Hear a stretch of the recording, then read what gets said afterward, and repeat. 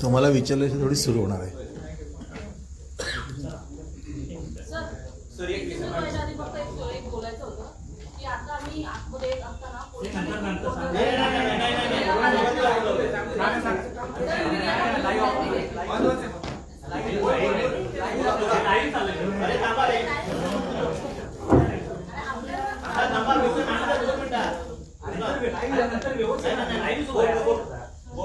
Sir आतमध्ये media येत असताना पोलिसांनी खूप गोंधळ घातला. म्हणजे तुम्ही सांगितलं होतं की तुम्ही 6 वाजता बोलणार आहे, तर त्याच्या आधी त्यांनी मीडियाला आतमध्ये सोडायला हवं आणि नाव बघून टीक करायला पाहिजे.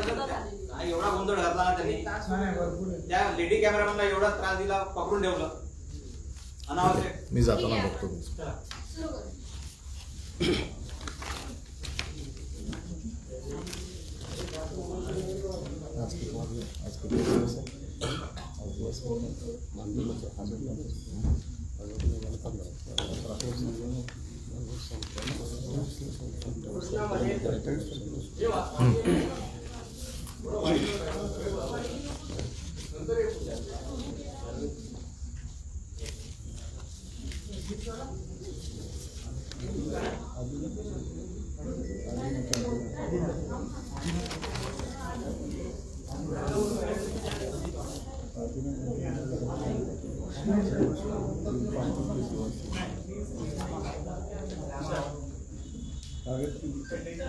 सुरू करू का?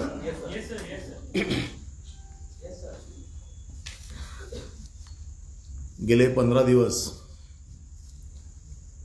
एसटी महामंडळाच्या कर्मचाऱ्यांचा संप चालू होता आणि या संपामध्ये कर्मचाऱ्यांची जी एकच प्रमुख मागणी होती, ती मागणी अशी होती की परिवहन मंडळाच्या कर्मचाऱ्यांचं शासनामध्ये विलीनीकरण करावं.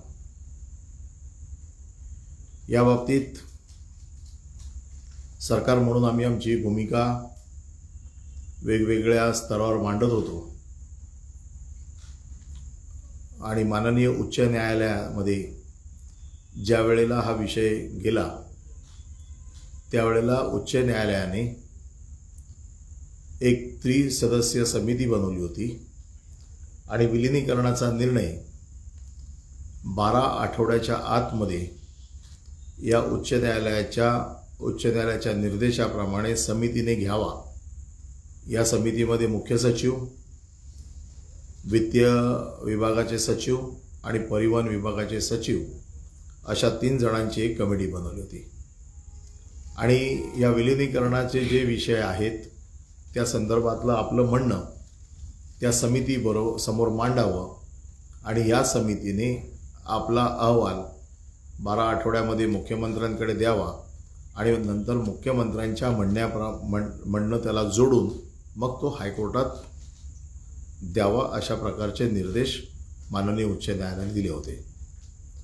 त्यामुळे कामगारांनी जी मागणी केली होती की विलीनीकरणच आम्हाला हवंय, याच्यावरती शासनाची ही भूमिका उच्च न्यायालयाच्या निर्देशाचं पालन करणारी असल्यामुळे आम्ही वारंवार हे सांगत होतो की ही समिती जो निर्णय घेईल, या समितीला उच्च न्यायालयाने जे निर्देश दिलेले आहेत आणि ह्या समितीचा विलीनीकरणाचा जो काही निर्णय येईल तो निर्णय आम्ही मान्य करू अशा प्रकारची शासनाने भूमिका यापूर्वीच जाहीर केली होती आणि ही भूमिका शासनाची उच्च न्यायालयाच्या निर्देशामुळे असल्यामुळे या बाबतीमध्ये एक तिढा निर्माण झाला होता. कामगारांचं म्हणणं होतं विलीनीकरण करावं, आमचं म्हणणं होतं की समितीच्या समोर विषय असल्यामुळे या बाबतीत राज्य सरकार निर्णय घेऊ शकत नाही. परंतु हा संप दिवसेदिवस लांबत चालला होता. त्यामुळे महाराष्ट्रातल्या ग्रामीण जनतेची आणि आता शाळा चालू झाल्यामुळे शाळेतल्या विद्यार्थ्यांची, कॉलेजच्या विद्यार्थ्यांची जी अडचण निर्माण झाली होती आणि म्हणून समितीचा अहवाल यायला अजून बराच वेळ आहे. अशा वेळेला नेमकं काय करायचं या बाबतीत सतत आम्ही विचार करत होतो आणि नंतर या बाबतीमध्ये माननीय आमदार सदाभाऊ खोत, माननीय आमदार गोपीचंद पडळकर, माझे सहकारी मंत्री उदयजी सामंत यांनी देखील यामध्ये बरंच मोठं काम केलं आणि याच्यावरती सरकारतर्फे आम्ही एक प्रस्ताव ठेवला की विलिनीकरणाचा निर्णय जर समितीने राज्य शासनाला दिला तर तो आम्हाला मान्य असेल, परंतु तो निर्णय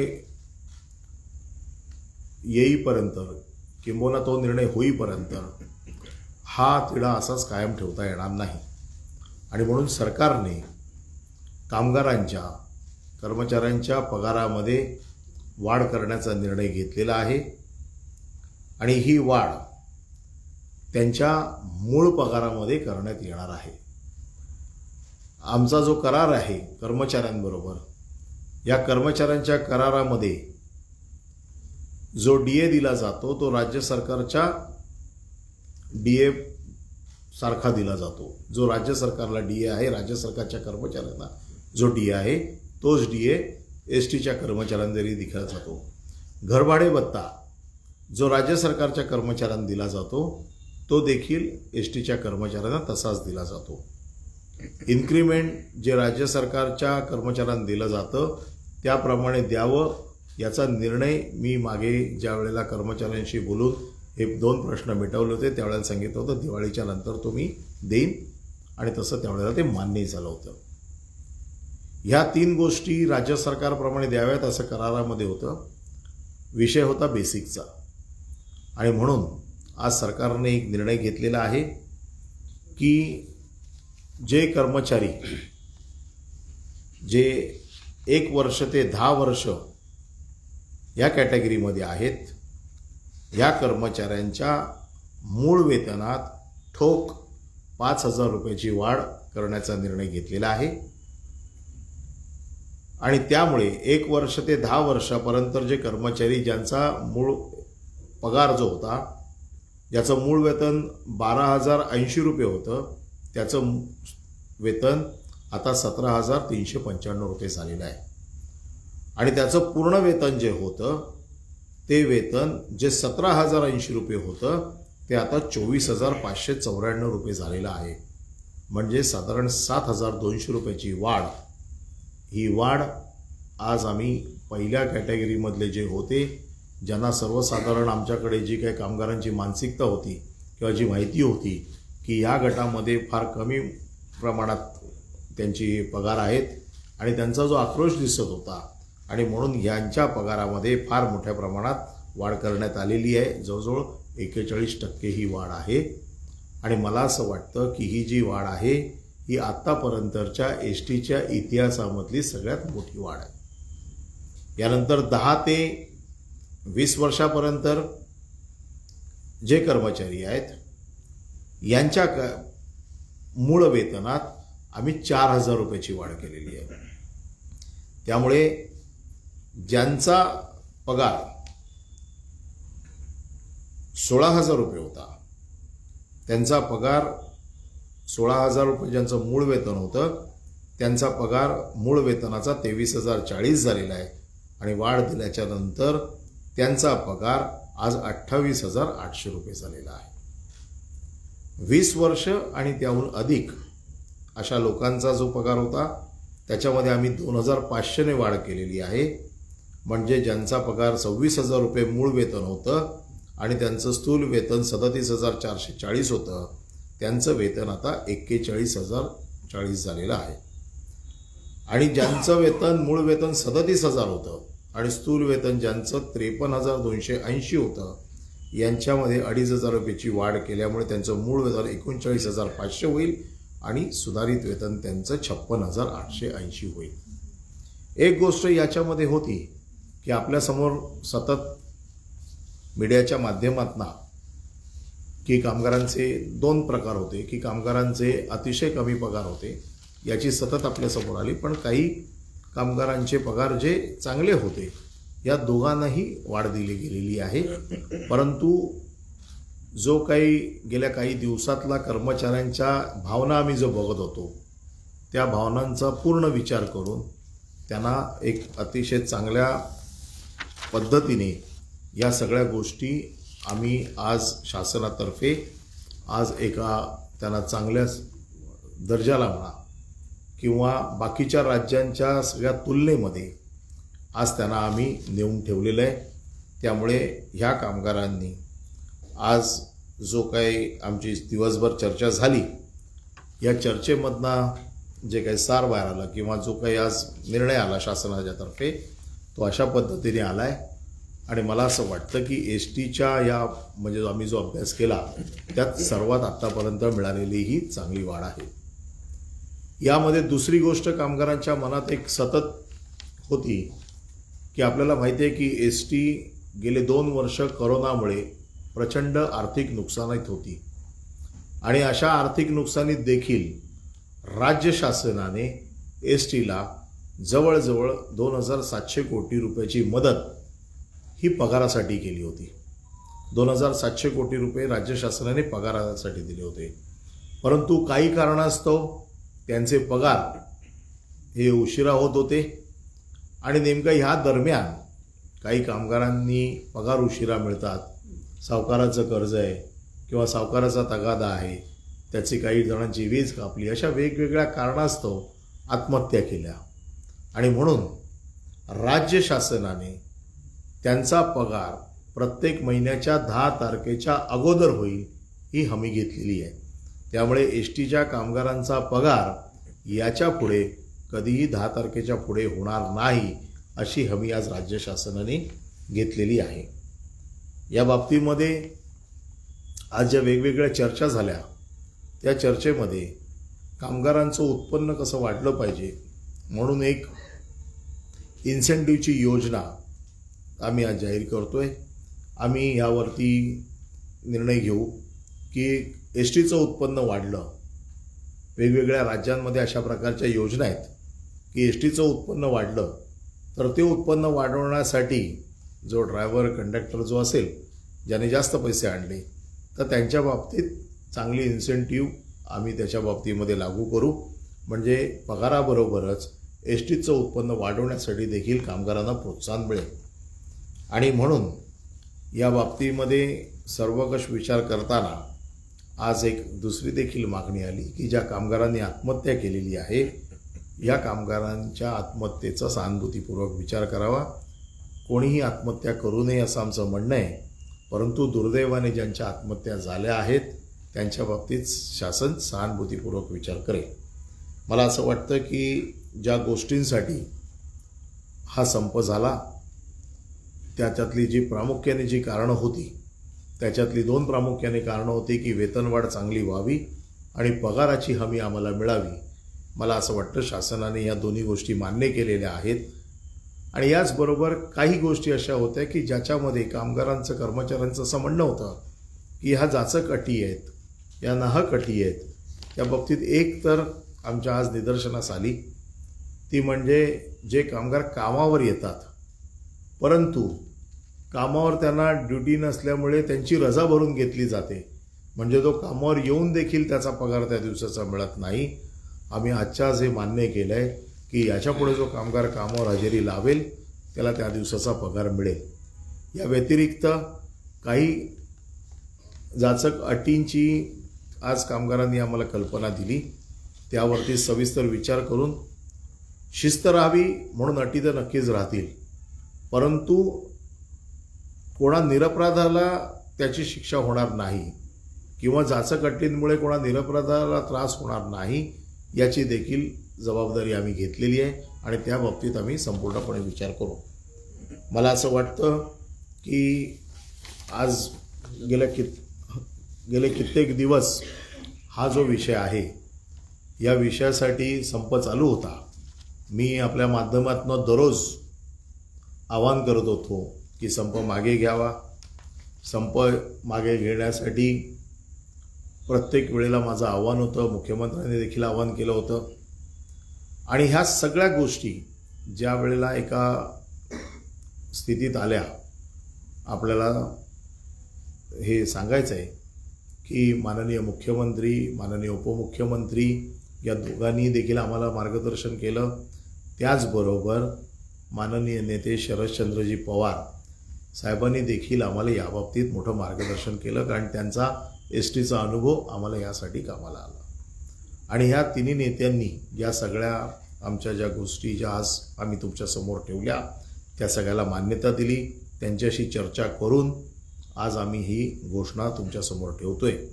आणि म्हणून पुन्हा एकदा मी आपल्यामार्फत आणि हे दोन्ही नेते जे माझ्या बाजूला बसलेले आहेत, खोतसाहेब, पडळकर साहेब, यांना मी विनंती करतो की कामगारांनी आपला संप मागे घ्यावा. कारण त्यांची भाषणं करून करून आता कामगारांना देखील ती पाठ झालेली असतील. परंतु या बाबतीत आज आम्ही जसे 2 पावलं पुढे आलो तसे ते देखील 2 पावलं पुढे आले आणि एका चांगल्या वातावरणात आजचा हा जो काय ऐतिहासिक निर्णय झालेला आहे.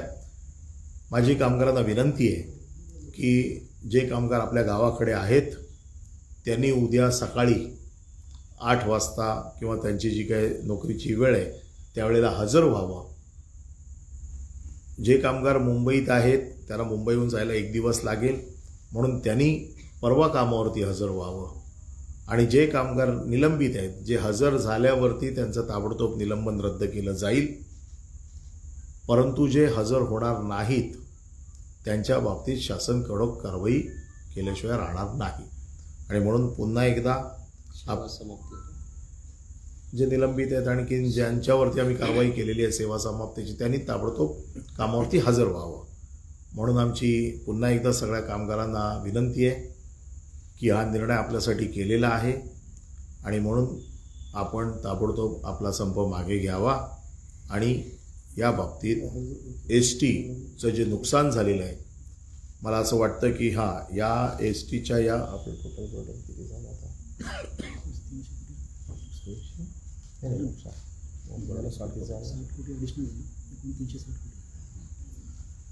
ह्या सगळ्या एकंदर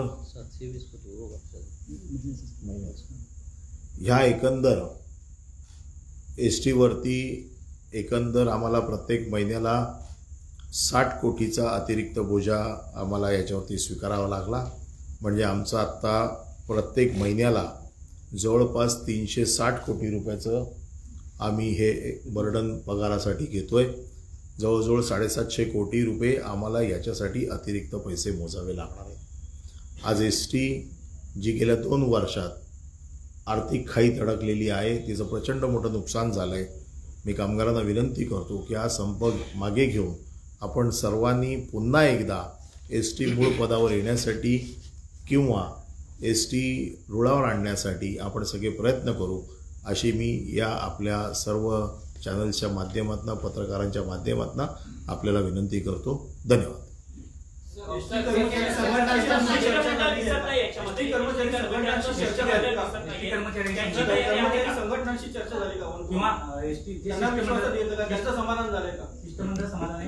आज जे मी एसटी कर्मचाऱ्यांच्या प्रतिनिधींशी बोललो आणि त्यांच्याशी बोलूनच आपल्यासमोर आलेलो आहे. दोन्ही एसटी कर्मचाऱ्यांच्या या आंदोलनाचे नेतृत्व करणारे 2 नेते माझ्याबरोबर आहेत. हे दोन्ही नेते आता जाऊन आपली बाजू कर्मचाऱ्यांच्या समोर मांडतील आणि हा एसटीचा संप मागे घ्यावा अशी ते कामगारांना त्यांच्या वतीने विनंती करतील. कामगार अजूनही विलिनीकरणाच्या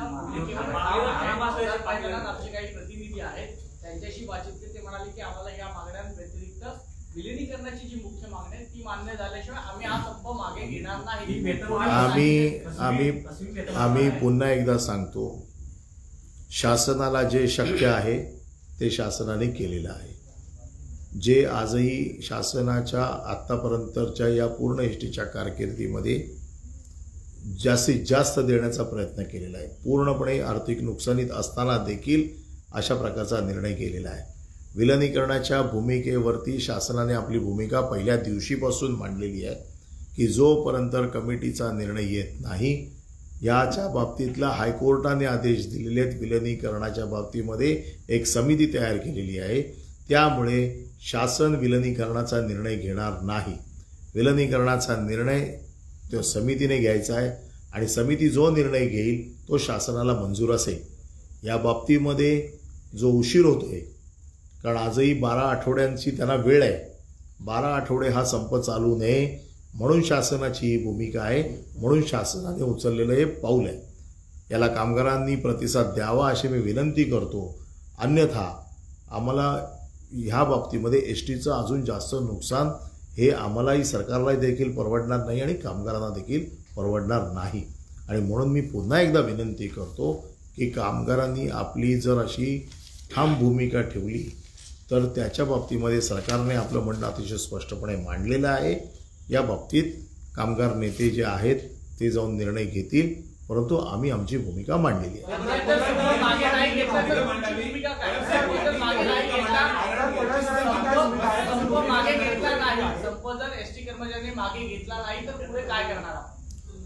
संप जर मागे घेतला नाही तर शासन म्हणून जे सर्वतोपरी प्रयत्न करायचे आहेत ते आम्ही जरूर करू. नेत्यांनी सुरुवातीपासून विलीनीकरणाची भूमिका मांडली होती, तुम्ही आता तुमची काय भूमिका आहे जी चर्चा झाली तुम्हाला मान्य आहे? मी पुन्हा एकदा सांगतो, आम्ही आता चला ना आझाद मैदानावरती या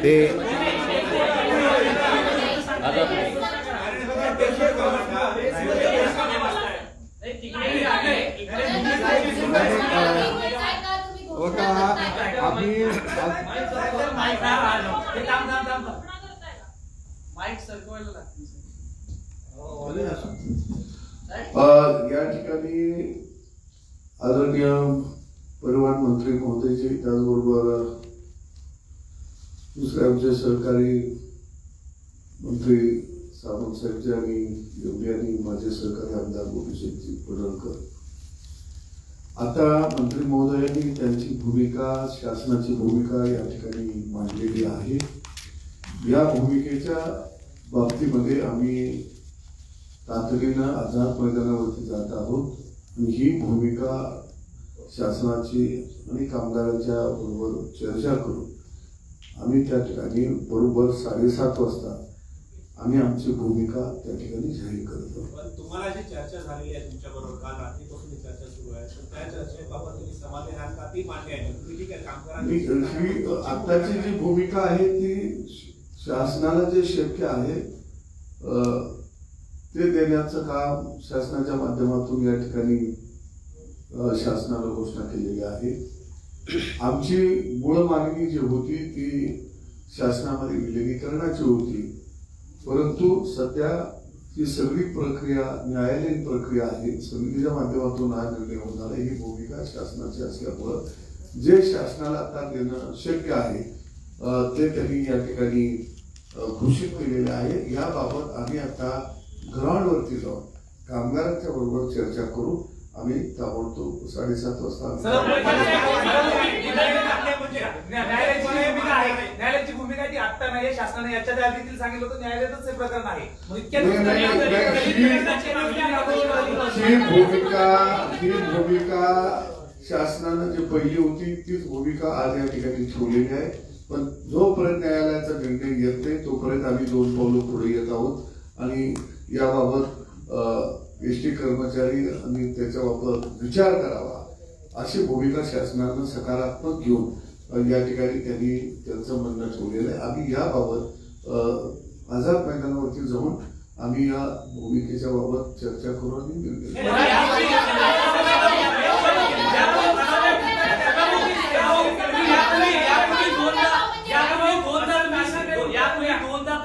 अशाच प्रकारची भूमिका घेऊन आझाद मैदानात गेला होता, परंतु कर्मचाऱ्यांनी तुमचं ऐकलं नव्हतं. आता कर्मचारी तुमचं ऐकणार आहेत आणि त्यातही त्याच्यासाठी शिष्टमंडळ देखील 2 यापूर्वी आमच्या 3 चर्चा झाल्या. त्यावेळी जी त्यांना वेतनवाढीच्या संदर्भामध्ये अशा पद्धतीच्या चर्चा झालेल्या नव्हत्या. या नव्यानं आज प्रस्ताव शासनाकडून या ठिकाणी मांडण्यात आला, जाहीर करण्यात आला. अगोदर आमच्या ज्या चर्चा झाल्या त्या सगळ्या विलीनीकरणावरतीच झालेल्या. तुम्ही जसं म्हणता वेतनवाढ झाली आहे, घोषणा झाली आहे, तर आता आंदोलकांनी मागे घ्यावं काय आंदोलन?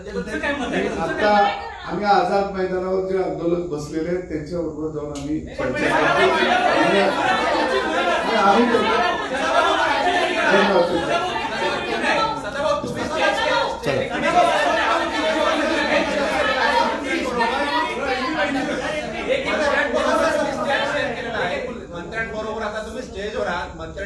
घोषणा केल्या, या ज्या अर्थी तुम्ही हे स्टेज शेअर केलेले आहे त्या अर्थी तुम्हाला ती घोषणा मान्य आहे? सरकारबरोबर चर्चा सुरू असताना सरकारनं जो प्रस्ताव पुढे आणला तो सरकारनं इथं भूमिका मांडली. मंत्री महोदयांनी विनंती केली की आम्ही आमची भूमिका सरकारकडून ज्या पद्धतीनं 2 पावलामध्ये पुढे जाता येत आहे त्या पद्धतीनं आम्ही जात आहोत. तुम्ही आमच्याबरोबर इथं थांबा, आमचं म्हणणं ऐकून घ्या आणि मग तुम्ही कामगारांच्या बरोबर चर्चा करा आणि त्या ठिकाणी तुम्ही सकारात्मक चांगला निर्णय घ्या अशा पद्धतीचं आव्हान त्यांनी केल्यामुळं आम्ही या ठिकाणी या पत्रकार परिषदेमध्ये त्यांची भूमिका सगळी जाणून घेतली.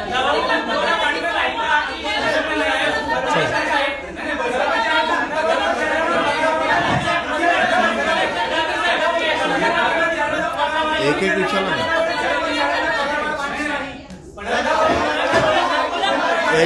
एकच मिनिट जरा, एक एक जण कोण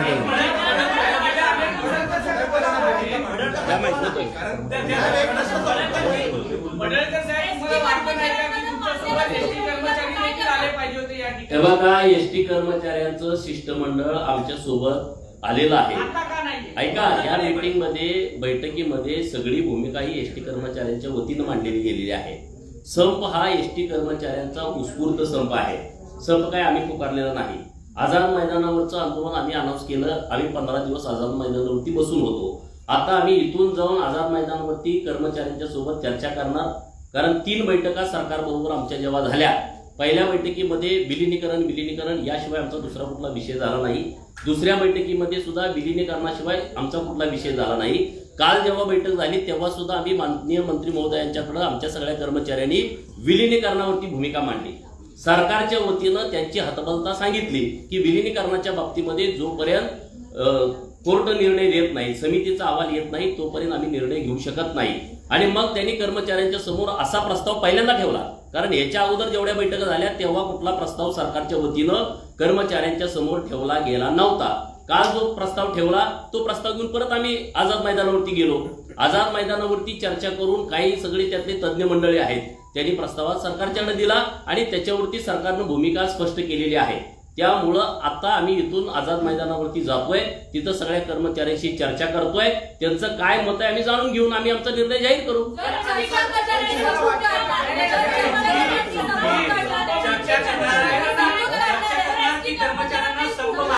हे बघा, कर्मचाऱ्यांशी बोलल्याशिवाय आम्ही काही बोलणार नाही. अर्ध्या तासाची तुम्ही वाट बघा, 7:30ला आम्ही तिथं बोलतोय. ठीक आहे, भूमिका आम्ही तिथं स्पष्ट करू. तिथं आता इथं स्पष्ट करावी असं काही नाहीये. आम्ही त्यांच्याशी स्पष्ट करू.